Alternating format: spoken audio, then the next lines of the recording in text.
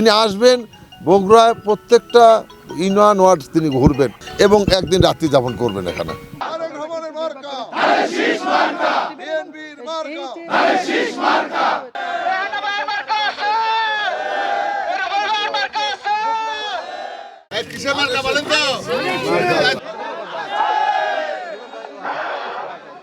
বগুড়া সদর 6 এটি আমাদের চেয়ারম্যান জনাব তারেক রহমান নির্বাচনী এলাকা, তার নির্বাচনী এলাকা, তার বাড়ি।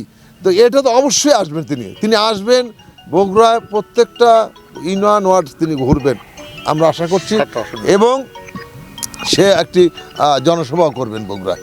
এই পর্যন্ত আমাদের নলেজ রয়েছেন এবং একদিন রাত্রি যাপন করবেন এখানে।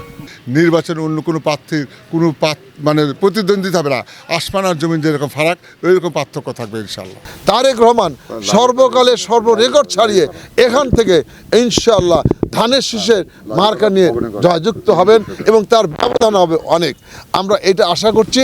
এবং এই আশা নিয়েই আমরা জনগণের ধারে যাচ্ছি, কাজ করছি। কারণ দীর্ঘ 16 বছর বগুড়া বঞ্চিত ছিল, কোনো উন্নয়ন হয়নি, কোনো মানুষের ভাগ্যের পরিবর্তন হয়নি, চাকরি বাকরি হয়নি। তো বগুড়ার মানুষ দেখছেন যে একমাত্র তারেক রহমান যদি এখান থেকে আমরা নির্বাচিত করতে পারি সর্বোচ্চ ভোটের ব্যবধানে, এবং বাংলাদেশের আগামীতে ইনশাল্লাহ তিনি প্রধানমন্ত্রী হবে, তো অবহেলিত বঞ্চিত বগুড়া সেই তাদের যে দীর্ঘদিনের 16 বছর যে কাজকর্ম থেকে পিছিয়ে ছিল সেটা তারা পাবে, এটা তারা আশা করছে।